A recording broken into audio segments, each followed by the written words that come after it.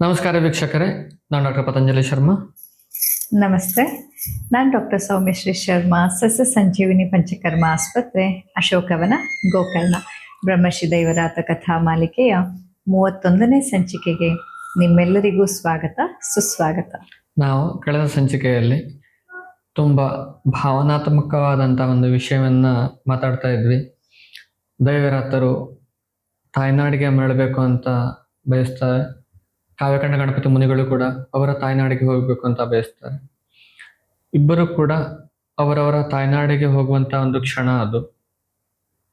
ಕಾವ್ಯಕಂಡ ಗಣಪತಿ ಮುನಿಗಳು ದೈವರಾತರು ಏನು ಸೇವೆ ಮಾಡಿದ್ರು ಅದರಿಂದ ಸಂತೃಪ್ತಿ ಆಗತ್ತೆ, ಅದರಿಂದ ಅವ್ರು ಕೆಲವೊಂದು ವಿಷಯಗಳನ್ನು ಹೇಳ್ತಾರೆ.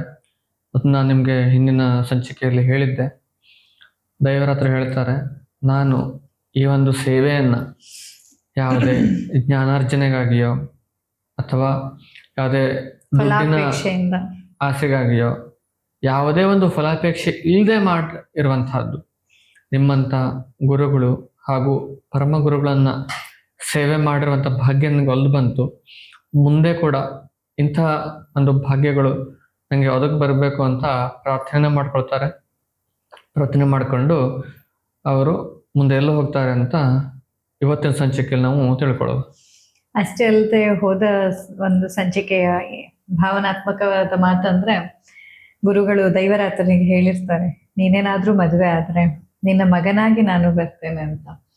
ಸೊ ಎಲ್ಲೋ ಒಂದು ಕಡೆ ನನಗೆ ಆ ಕ್ಷಣದಲ್ಲಿ ಭಾವುಕಳಾಗ್ಲಿಕ್ಕೆ ಇನ್ನೊಂದು ಕಾರಣ ಅಂತಂದ್ರೆ, ದೈವರಾತರ ಹಿರಿಯ ಮಗ ಸೋಮಶ್ರವ ಶರ್ಮಾ, ಹಾಗೂ ಸೋಮಶ್ರವ ಶರ್ಮಾ ಕೊನೆಯ ತನಕ ಕೂಡ ದೈವರಾತರ ಜೊತೆಯಲ್ಲಿ ಕಳೆದವರು. ತುಂಬಾ ಚಿಕ್ಕ ಪ್ರಾಯದಲ್ಲಿ ಅವರು ಪ್ರಾಣತ್ಯಾಗವನ್ನ ಮಾಡ್ತಾರೆ, ಆದ್ರೆ ಕೊನೆಯ ದಿನದ ತನಕ ಕೂಡ ದೈವರಾತರ ಸಹಚರಿಯಾಗಿ ದೈವರಾತರ ಜೊತೆಯಲ್ಲಿ ದೇಶ ವಿದೇಶಗಳಿಗೂ ಪಯಣವನ್ನ ಬೆಳೆಸಿದ್ದು ಸೋಮಶ್ರವನೇ. ಹಾಗೂ ಅದೇ ಸೋಮಶ್ರವನ ಹಿರಿಯ ಮಗನೇ ವೇದಶ್ರವ ಶರ್ಮಾ, ನನ್ನ ಮಾವನವರು. ಹೀಗೆ ಆ ಒಂದು ಇದನ್ನ ನೋಡಿದಾಗ ಎಲ್ಲೋ ಒಂದು ಕಡೆ ಕಾವ್ಯಕಂಠ ವಾಸಿಷ್ಠ ಗಣಪತಿ ಮುನಿಗಳ ಆಶೀರ್ವಾದ ಕೇವಲ ದೈವರಾತರ ಮೇಲೆ ಅಷ್ಟೇ ಅಲ್ಲದೆ ಸೋಮಶ್ರವ ಶರ್ಮನ ಮೇಲೆ, ವೇದಶ್ರವ ಶರ್ಮನ ಮೇಲೆ ಹಾಗೂ ನಮ್ಮೆಲ್ಲರ ಮೇಲೆ ಕೂಡ ಅದು ಅಂದ್ರೆ ಈ ಒಂದು ಕುಲದಲ್ಲಿ ತಾನು ಮತ್ತೆ ಬರ್ತೇನೆ ಅನ್ನೋ ರೀತಿಯಲ್ಲಿ ಅವ್ರೇನ್ ಹೇಳಿದ್ರು ಅಲ್ವಾ, ಇವರ ಮನೆತನದ ಒಂದು ಸದಸ್ಯನಾಗಿ ನಾನು ಬರ್ತೇನೆ ಅಂತ ಹೇಳಿದಾಗ ಅದು ಸೋಮಶ್ರವನಲ್ಲೋ, ವೇದಶ್ರವನಲ್ಲೋ, ಪತಂಜಲಿಯಲ್ಲೋ, ಮಧುಶ್ರವನಲ್ಲೋ ಎಲ್ಲರಲ್ಲಿಯೂ ನನಗೆ ಕಾವ್ಯಕಂಠ ವಾಸಿಷ್ಠರದ್ದೇ ಒಂದು ಛಾಪು ಕಾಣುವ ರೀತಿಯಲ್ಲಾಗಿ ನಾನು ಕೂಡ ಭಾವುಕಳಾಗಿದ್ದೆ. ಹಾಗಿದ್ರೆ ಮುಂದೆ ಏನೇನಾಯ್ತು ಅನ್ನೋದನ್ನ ಇವತ್ತು ನಾವು ನೋಡೋಣ. ಅಂದಹಾಗೆ ಈ ಒಂದು ಅದ್ಭುತವಾದಂತಹ ಪುಸ್ತಕವನ್ನು ಓದಲು ನಿಮಗೆ ಆಸಕ್ತಿ ಇದ್ದಲ್ಲಿ ನೀವು ನಮ್ಮ ಸಂಖ್ಯೆಯನ್ನ ಸಂಪರ್ಕಿಸಿ ಇದನ್ನ ಪೋಸ್ಟ್ ಮೂಲಕ ತರಿಸಿಕೊಳ್ಳಬಹುದು. ಈ ಮೊದಲೇ ನಿಶ್ಚಯಿಸಿದಂತೆ ಆ ದಿನದಂದು ಮೂವರು ಪಡೈವೇಟಿನಿಂದ ಚಂದವಾಶಿಲ್ಗೆ ಹೋಗಿ ಅಲ್ಲಿಂದ ಸಮೀಪದ ರೈಲು ನಿಲ್ದಾಣಕ್ಕೆ ಹೋದರು. ನಿಲ್ದಾಣಕ್ಕೆ ರೈಲು ಬಂದಾಗ ಅದು ಹೊರಡುವವರೆಗೂ ಗುರು ಶಿಷ್ಯರಿಬ್ಬರಲ್ಲಿಯೂ ಅಗಲುವಿಕೆಯ ನೋವು ತುಂಬಿತ್ತು. ಪಾರ್ವತಿಪುರಕ್ಕೆ ಹೋಗುವ ರೈಲಿನಲ್ಲಿ ಗುರು ದಂಪತಿಗಳನ್ನ ಬೀಳ್ಕೊಟ್ಟು ಅದೇ ಸ್ವಲ್ಪ ಹೊತ್ತಿನಲ್ಲಿ ಬಂದ ಇನ್ನೊಂದು ರೈಲಿನ ಮೂಲಕ ದೈವರಾತನು ತಿರುವಣ್ಣಾಮಲೈ ತಲುಪಿದನು. ಅಲ್ಲಿಂದ ಮುಂದೆ ರಮಣಾಶ್ರಮಕ್ಕೆ ಹೋಗಿ ಸ್ಕಂದಾಶ್ರಮದಲ್ಲಿರುವ ರಮಣರ ಸನ್ನಿಧಿಯನ್ನ ಸೇರಿ ಪಡುವೇಡಿನ ರೇಣುಕಾಂಬ ಮಂದಿರದಲ್ಲಿ ಲಭಿಸಿದ ಮಂತ್ರ ದರ್ಶನದ ವಿಷಯವನ್ನ ನಿವೇದಿಸಿದನು. ತರುವಾಯ 3 ದಿನಗಳ ಕಾಲ ರಮಣ ಮಹರ್ಷಿಗಳ ಸನ್ನಿಧಿಯಲ್ಲಿ ಉಳಿದು ಅವರ ಆಶೀರ್ವಾದವನ್ನ ಪಡೆದು ನಂತರ ತನ್ನ ತಾಯ್ನಾಡಿಗೆ ಮರಳಿ ಆಶ್ರಮವನ್ನ ಸ್ಥಾಪನೆ ಮಾಡುವುದಕ್ಕೆ ಅನುಮತಿಯನ್ನ ಪಡೆದು ಮಂಗಳೂರು ಮಾರ್ಗವಾಗಿ ಗೋಕರ್ಣಕ್ಕೆ ಬಂದನು. ಬ್ರಹ್ಮರ್ಷಿ ದೈವರಾತರು ಕಾವ್ಯಕಂಡ ಗಣಪತಿ ಮುನಿಗಳು ಹಾಗೂ ವಿಶಾಲಾಕ್ಷಿ ಅಮ್ಮನವ್ರನ್ನ ಬೀಳ್ಕೊಟ್ಟು ಅಲ್ಲಿಂದ ಅವರು ರಮಣಾಶ್ರಮಕ್ಕೆ ಬರ್ತಾರೆ, ತಿರುವಣ್ಣಾಮಲೆಗೆ ಬರ್ತಾರೆ. ಅಲ್ಲಿ ರಮಣ ಮಹರ್ಷಿಗಳು ಉಳ್ಕೊಂಡಿರುವಂಥ ಸ್ಕಂದಾಶ್ರಮಕ್ಕೆ ಬಂದು ಅಲ್ಲಿ 3 ದಿವಸ ಉಳ್ಕೋತಾರೆ. ಅಲ್ಲಿ ತನಗೆ ಆಗಿರುವಂಥ ಒಂದು ಮಂತ್ರ ದರ್ಶನದ ಮಾಹಿತಿಯನ್ನು ಅವ್ರಲ್ಲಿ ನಿವೇದನೆ ಮಾಡ್ಕೊಳ್ತಾರೆ ರಮಣ ಮಹರ್ಷಿಗಳಲ್ಲಿ. ಹಾಗೂ ಅವರು ತಾನು ಮುಂದೆ ಏನು ಮಾಡಬೇಕು ಹೇಳುವಂಥದ್ದನ್ನು ಕೂಡ ರಮಣ ಮಹರ್ಷಿಗಳಿಗೆ ಹೇಳ್ತಾರೆ. ನಾನು ನನ್ನ ತಾಯ್ನಾಡಿಗೆ ಹೋಗಿ ಆಶ್ರಮ ನಿರ್ಮಾಣ ಮಾಡಬೇಕು ಅಂತ ಅವರ ಒಂದು ನಿವೇದನೆ ಮಾಡ್ಕೋತಾರೆ. ಇದಕ್ಕೆ ರಮಣ ಮಹರ್ಷಿಗಳು ಹಾರೈಸ್ತಾರೆ. ನೋಡಿ ಎಂಥ ವಿಚಿತ್ರ ಅಂದ್ರೆ, ಆ ಒಂದು ಚಿಕ್ಕ ಪ್ರಾಯದ ದೈವರಾತ ಮನೆ ಬಿಟ್ಟು ಹೋಗುವಾಗ, ಆಗ ಇನ್ನು ದೈವರಾತ ಕೂಡ ಅಲ್ಲ, ಗಣೇಶ ಮನೆ ಬಿಟ್ಟು ಹೋಗುವಾಗ ಯಾಕೆ ಹೋಗ್ತಾ ಇದ್ದೀನಿ, ಏನ್ ಮಾಡ್ತೀನಿ, ಮುಂದೆ ಏನು ತನ್ನ ಉದ್ದೇಶ ಅನ್ನೋದೇನೂ ಅರಿವಿಲ್ಲ. ತಾನು ಗುರುಗಳ ಹತ್ರ ಹೋಗ್ಬೇಕು ಅನ್ನೋದು ಒಂದೇ ಒಂದು ಆಸೆಯಿಂದ ಆತ ಹೋಗಿರ್ತಾನೆ. ಹಾಗೆ ಯಾವಾಗ ಈ ಒಂದು ಪ್ರಕೃತಿ ಒಂದು ನೋಡಿ ಸೂಚನೆ ಹೇಗ್ ಕೊಡತ್ತೆ ಅಂದ್ರೆ, ಅವನ ಒಂದು ಉದ್ದೇಶ ಈಡೇರ್ತು ಅಂದಾಗ, ಅವನಿಗೆ ಗೊತ್ತಿಲ್ಲದ ಉದ್ದೇಶ ಈಡೇರಿದಾಗ ಅದೇ ಪ್ರಕೃತಿ ಮತ್ತೆ ಅವನಿಗೆ ಸೂಚನೆಯನ್ನ ಕೊಡ್ತಾ ಇದೆ, ಹೋಗು ಮರಳಿ ಊರಿಗೆ ಅಂತ. ಯಾಕಂದ್ರೆ ಇಲ್ಲಿಯ ತನಕ ಅವನು ಯಾವತ್ತೂ ಕೂಡ ನಾನು ಊರಿಗೆ ಹೋಗ್ತೇನೆ ಅಂತ ಮಾತು ಹೇಳಿದವನೇ ಅಲ್ಲ. ಗುರುಗಳು ಎಲ್ಲಿ ಹೋಗ್ತಾರೋ ಅಲ್ಲಿ ಅಂತ ತಾನು ಹೋದವನು. ಅಂಥದ್ರಲ್ಲಿ ಗುರುಗಳು ಕೂಡ ನೀನ್ ಹೋಗು ಇನ್ನು ತಾಯ್ನಾಡಿಗೆ ಅಂತ ಅನುಮತಿಯನ್ನ ಕೊಟ್ಟಿದ್ದು, ದೈವರಾತ ಕೂಡ ನಾನ್ ನನ್ನ ಊರಿಗೆ ವಾಪಸ್ ಹೋಗ್ತೇನೆ ಅಂತ ಹೇಳುವಂಥದ್ದು. ಹೀಗೆ ಪ್ರಕೃತಿ ಸಹಜವಾಗಿ ನಮಗೆ ಆಯಾ ಅಲ್ಲಿ ಕಾಲಕ್ಕೆ ಸೂಚನೆ ಆತ್ಮ ನೀಡುತ್ತೆ. ಸಾಕ್ಷಾತ್ಕಾರ ಹೇಳುವಂಥದ್ದು ತುಂಬಾ ಮುಖ್ಯ. ಯಾವಾಗ ಅವರಿಗೆ ಆತ್ಮ ಸಾಕ್ಷಾತ್ಕಾರ ಆಯ್ತು, ಅವನು ಭಗವಂತನ ದರ್ಶನ ಆಯ್ತು, ದೇವಿಯ ದರ್ಶನ ಆಯ್ತು, ಅದರ ನಂತರ ಅವರು ತಾಯ್ನಾಡಿಗೆ ಹೊರಡಬೇಕು ಅಂತ ಬಯಸ್ತಾರೆ. ಹಾಗೂ ಅವರ ಮುಖ್ಯ ಉದ್ದೇಶ ಏನಾಗಿತ್ತು, ಆಶ್ರಮ ಸ್ಥಾಪನೆಯನ್ನ ಮಾಡುವಂಥದ್ದು ತಾಯ್ನಾಡಿನಲ್ಲಿ, ಅಂದ್ರೆ ಇದಕ್ಕೆ ಗೋಕರ್ಣದಲ್ಲಿ. ಗುರು ರಮಣರ ಒಂದು ಅನುಮತಿ ಕೂಡ ಸಿಕ್ಕಿದ್ದು ಒಪ್ಪಿಗೆ ಅತ್ಯಂತ ತಗೋತಾರೆ ಒಂದು ಪುಣ್ಯದ ಒಂದು ವಿಷಯ. ಯಾಕಂದ್ರೆ ಇವತ್ತಿನ ಈ ಒಂದು ಅಶೋಕವನ ರಮಣ ಮಹರ್ಷಿಗಳು ಕಾವ್ಯಕಂಠ ವಾಸಿಷ್ಠ ಗಣಪತಿ ಮುನಿಗಳ ಆಶೀರ್ವಾದದಿಂದ ಸ್ಥಾಪಿಸಲ್ಪಟ್ಟಿದೆ ಅಂತಂದ್ರೆ ನಮಗೂ ಕೂಡ ಒಂದು ಧನ್ಯತಾ ಭಾವ ಅದರಲ್ಲಿ ಕಂಡು ಬರುತ್ತೆ. ಗೋಕರ್ಣಕ್ಕೆ ಮರಳಿದ ದೈವರಾತರು ಈ ಹಿಂದೆ ತಾವು ಬಾಲ್ಯದಲ್ಲಿ ವಾಸವಾಗಿದ್ದ ವರದೇಶ್ವರ ಮಂದಿರದ ಪುಟ್ಟ ಮಂಟಪದಲ್ಲಿಯೇ ಉಳಿದುಕೊಂಡರು. ಮತ್ತವ್ರು ಅಲ್ಲೇ ಹೋಗ್ತಾರೆ. ಮನೆಯಿಂದ ಹತ್ತಿರದಲ್ಲಿ ವರದೇಶ್ವರ ಮಂಟಪದಲ್ಲಿ ಉಳಿತಿದ್ದ ದೈವರಾತ. ಆ ಮನೆ ಒಳಗೆ ಇರ್ತಿರ್ಲಿಲ್ಲ ಮೊದ್ಲಿಂದಾನು, ಚಿಕ್ಕವನಿದ್ದಾಗ್ಲಿಂದನು. ಈಗ ಮತ್ತೆ ಆತ್ಮ ಸಾಕ್ಷಾತ್ಕಾರವಾಗಿ ಬಂದ್ರು, ಅದು ಅವನೇ ಆತ್ಮಕ್ಕೆ ಮಾತ್ರ ಗೊತ್ತು, ಇನ್ನು ಯಾರಿಗೂ ಗೊತ್ತಿಲ್ಲ. ಈಗಿನ ಹಾಗೆ ಸೋಷಿಯಲ್ ಮೀಡಿಯಾ ಆಗ್ಲಿ ಬೇರೆ ಯಾವುದೇ ಪ್ರಚಾರಗಳಾಗ್ಲಿ ಇಲ್ಲ. ಅದು ಇದ್ರೂ ಸಹ ಅದನ್ನ ಯಾವ್ದನ್ನು ಬಯಸುವಂತವರು ದೈವರಾತ್ರ ಅಲ್ಲ ಅಂತ ಈಗಾಗ್ಲೇ ನಿಮ್ಗೆ ಗೊತ್ತಾಗಿರತ್ತೆ. ಹೋಗಿ ಅದೇ ಮಂಟಪದಲ್ಲಿ ಮತ್ತೆ ಉಳಿದುಕೊಂಡು ಸದಾ ಆರ್ಷ ಜೀವನ ವೈದಿಕ ತತ್ವಗಳ ಬಗೆಗೆ ಯೋಚಿಸುತ್ತಿದ್ದ ದೈವರಾತರು ತಮ್ಮ ಮುಂದಿನ ಗುರಿಯ ಕುರಿತು ಚಿಂತಿಸತೊಡಗಿದರು. ಹಿಂದೆ ಸಿದ್ಧಪುರದಲ್ಲಿ ತಪಸ್ಸು ಮಾಡಿದ ಸಮಯದಲ್ಲಿ ಗೈದಂತಹ ಸಂಕಲ್ಪವು ಈಗ ಸಂವಾದಿಯಾಗಿ ಮೂಡಿ ಬಂತು. ಋಷಿಕುಲ ಪದ್ಧತಿಯ ಶಿಕ್ಷಣ ನೀಡುವಂತಹ ಒಂದು ಆಶ್ರಮವನ್ನ ಸ್ಥಾಪಿಸಬೇಕು ಎಂಬುದು ಅವನ ಮಹತ್ವಾಕಾಂಕ್ಷೆಯಾಗಿತ್ತು. ಪಡೆವೇಡಿನಲ್ಲಿರುವಾಗ ಗುರುವರಿಯ ವಾಸಿಷ್ಠ ಮುನಿಗಳಲ್ಲಿ ನಾನು ಋಷಿಕುಲ ಪದ್ಧತಿಯ ವೈದಿಕ ಶಿಕ್ಷಣವನ್ನ ಕಲಿಸುವ ಆಶ್ರಮ ಸ್ಥಾಪಿಸುವ ಸಂಕಲ್ಪ ಮಾಡಿದ್ದೇನೆ, ತಾವೇ ಅದರ ಕುಲಪತಿಗಳಾಗಬೇಕು ಎಂದು ತನ್ನ ಮನದಾಸೆಯನ್ನ ನಿವೇದಿಸಿಕೊಂಡಾಗ ಅವರು ಈ ಭರತ ಭೂಮಿಯ ಎಲ್ಲೆಡೆಯಲ್ಲಿಯೂ ಪ್ರಕೃತಿ ಮಡಿಲಿನಲ್ಲಿ ಸಹಜವಾಗಿ ಬದುಕುವ ಮೂಲಭೂತ ಅರಿವನ್ನ ಉಂಟು ಮಾಡಿ ಜೀವನ ಶಿಕ್ಷಣವನ್ನ ಕಲಿಸುವ ಮಾದರಿಯ ವಿದ್ಯಾಶಾಲೆಗಳು ಆಗಬೇಕು. ನಿನ್ನ ಈ ಧ್ಯೇಯವು ಅತ್ಯಂತ ಸೂಕ್ತವಾಗಿದೆ. ಈ ನಿನ್ನ ಕಾರ್ಯದಲ್ಲಿ ನಿನಗೆ ಸದಾ ಯಶಸ್ಸು ದೊರೆಯಲಿ ಎಂದು ಶುಭ ಹಾರೈಸಿದ್ದರು. ಆಶ್ರಮ ಸ್ಥಾಪನೆಯು ತಾವು ಹುಟ್ಟಿ ಬೆಳೆದ ಜನ್ಮಭೂಮಿ ಗೋಕರ್ಣದಲ್ಲಿಯೇ ಆಗಬೇಕು. ಅದು ಸಾಧ್ಯವಾಗದಿದ್ದಲ್ಲಿ ಕರ್ನಾಟಕದಲ್ಲಿಯೇ ಎಲ್ಲಾದರೂ ಒಂದು ಪ್ರಶಸ್ತವಾದ ಪ್ರಶಾಂತ ಪ್ರಕೃತಿಯ ಮಡಿಲಿನಲ್ಲಿ ಆಗಬೇಕು. ಪ್ರಾಥಮಿಕ ಹಂತದಿಂದಲೇ ಕೃಷಿ, ಗೋ ಸಂಕೋಪನೆಗಳಂತಹ ಅರಿವಿನೊಂದಿಗೆ ಹಳ್ಳಿಗರ ಮಕ್ಕಳಿಗೆ ಅಕ್ಷರ ಜ್ಞಾನವಾಗಬೇಕು. ಇವುಗಳ ಜತೆಗೆ ಯೋಗ ಮತ್ತು ಪ್ರಾಥಮಿಕ ವನೌಷಧ ಚಿಕಿತ್ಸಾ ಜ್ಞಾನ ಕೂಡ ಲಭಿಸಬೇಕು. ಹೀಗೆ ಆದರ್ಶ ಧ್ಯೇಯಗಳೊಂದಿಗೆ ದೈವರಾತರ ವಿಚಾರಗಳು ಮನದಲ್ಲಿ ತುಡಿಯುತ್ತಲಿದ್ದವು.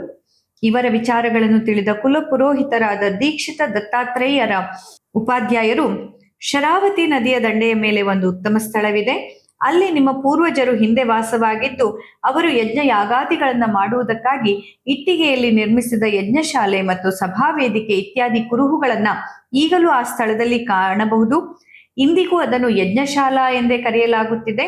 ಇದು ಸುಪ್ರಸಿದ್ಧ ಜೋಗ ಜಲಪಾತದಿಂದ ಸುಮಾರು 3 ಮೈಲಿಗಳಷ್ಟು ದೂರದಲ್ಲಿದೆ.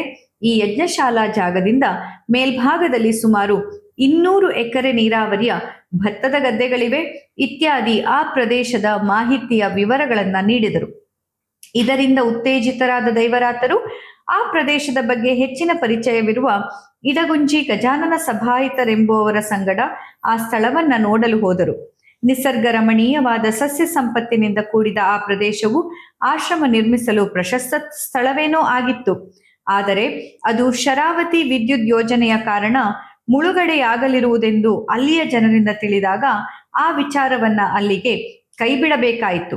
ಅನಂತರ ಅಲ್ಲಿಂದ ಇನ್ನೂ ಎತ್ತರಕ್ಕೆ ಮೇಲ್ಭಾಗದಲ್ಲಿರುವ ಬಾರಂಗಿ ಎಂಬಲ್ಲಿಗೆ ಹೋಗಿ ವಿಚಾರಿಸಿದಾಗ ಆ ಪ್ರದೇಶವೂ ಕೂಡ ಅಪಾಯ ಮಟ್ಟದಲ್ಲಿಯೇ ಇರುವುದೆಂದು ಗೊತ್ತಾದಾಗ ಮತ್ತೆ ಮುಂದಕ್ಕೆ ಏನೂ ಯೋಚಿಸದೆ ತಮ್ಮ ಸಂಗಡಿಗರೊಂದಿಗೆ ದೈವರಾತರು ಗೋಕರ್ಣಕ್ಕೆ ವಾಪಸ್ ಬಂದರು.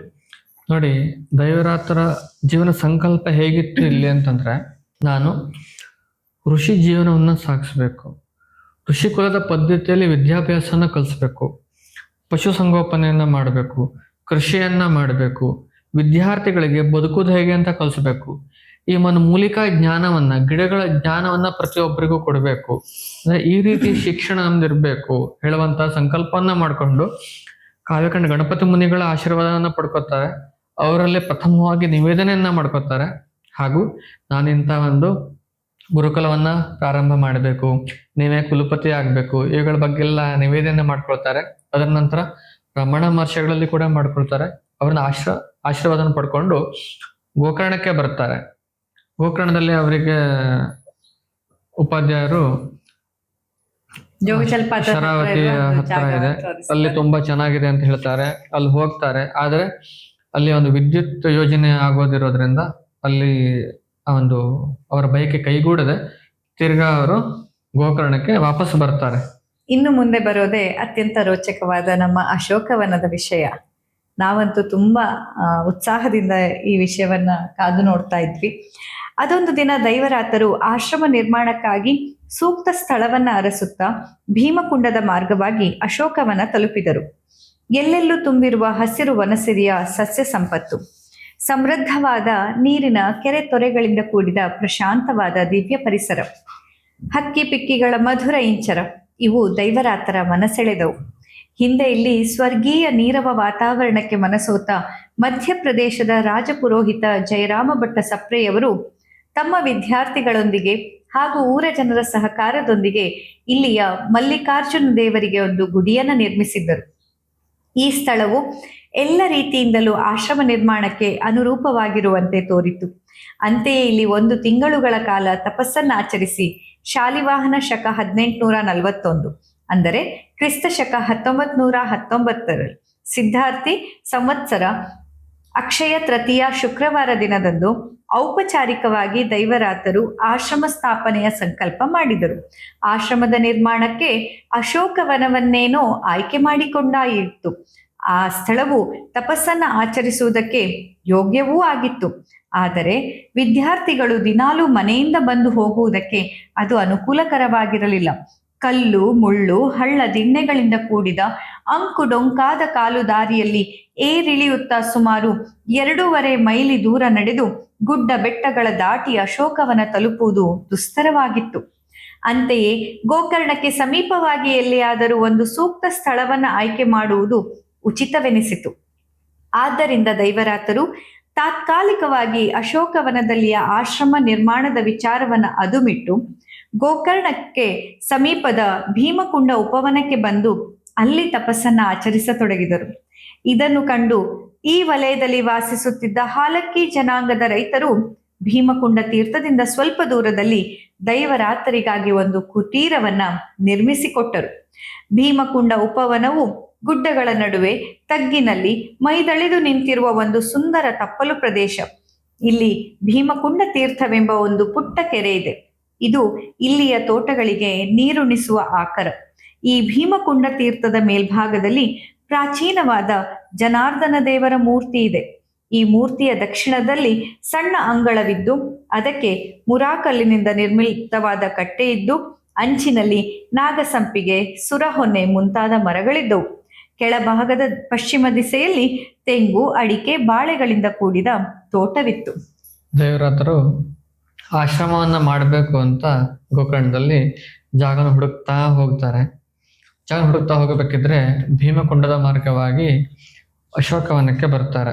ಇಲ್ಲಿ ಜಯರಾಮ್ ಭಟ್ ಸಪ್ರೆ ಅವರು ಅವರ ಅನುಯಾಯಿಗಳ ಜೊತೆಯಲ್ಲಿ ಮಲ್ಲಿಕಾರ್ಜುನ ದೇವಸ್ಥಾನವನ್ನ ಸ್ವಲ್ಪ ಜೀರ್ಣೋದ್ಧಾರ ಮಾಡ್ತಾರೆ. ಇವರು ದೈವರಾತ್ರ ಅಲ್ಲಿ ಬಂದು ಸುಮಾರು 1 ತಿಂಗಳ ಕಾಲ ತಪಸ್ಸನ್ನ ಮಾಡ್ತಾರೆ. ತಪಸ್ಸನ್ನ ಮಾಡಿ ಇದು ಸೂಕ್ತ ಜಾಗ ಅಂತ ಅಂದ್ಕೊಂಡು ಆಶ್ರಮ ಸ್ಥಾಪನೆ ಮಾಡಬೇಕು ಅಂತ ಸಂಕಲ್ಪವನ್ನ ಮಾಡ್ತಾರೆ.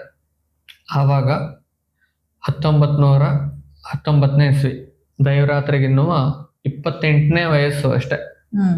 ಅವ್ರಿಗೆ ಒಂದು 28ನೇ ವಯಸ್ಸಿನಲ್ಲಿ ಈ ಒಂದು ಸಂಕಲ್ಪನ ಮಾಡ್ಕೊಂಡು ಆಶ್ರಮ ಸ್ಥಾಪನೆ ಮಾಡಬೇಕು ಅಂತ ಅಂದ್ಕೋತಾರೆ.